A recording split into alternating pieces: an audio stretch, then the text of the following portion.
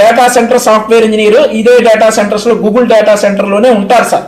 అతను ఏంటంటే automation tools build చేయడం అవన్నీ చేస్తూ ఉంటారు. ఆ తర్వాత ఫెసిలిటీస్ అండ్ ఇన్ఫ్రాస్ట్రక్చర్ వాళ్ళు ఉంటారు సార్.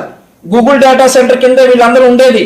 నువ్వు బిక్కమోహన్ అవసరం లేదు వెంకటరెడ్డి గారు వినండి. కాదు అంటే ఎంఓయూ ఉంటే అది వర్మ గారికి పంపిస్తే డిస్ప్లే చేస్తారు కదా. కూలింగ్ స్ట్రక్చర్ ని వీళ్ళందరూ కూడా ఇన్ఫ్రాస్ట్రక్చర్ చూస్తూ ఉంటారు సార్.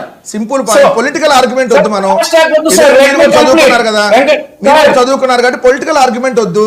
మీరు ఇదిగోండి డేటా ఆపరేటర్లు, సిస్టమ్ ఆపరేటర్లు ఉద్యోగాలను చెప్పుకుంటారు కదా. పర్సనల్ వద్దులండి, అది చూపించండి. 1000 మంది ఉంటారు కదా సార్. సరే సరే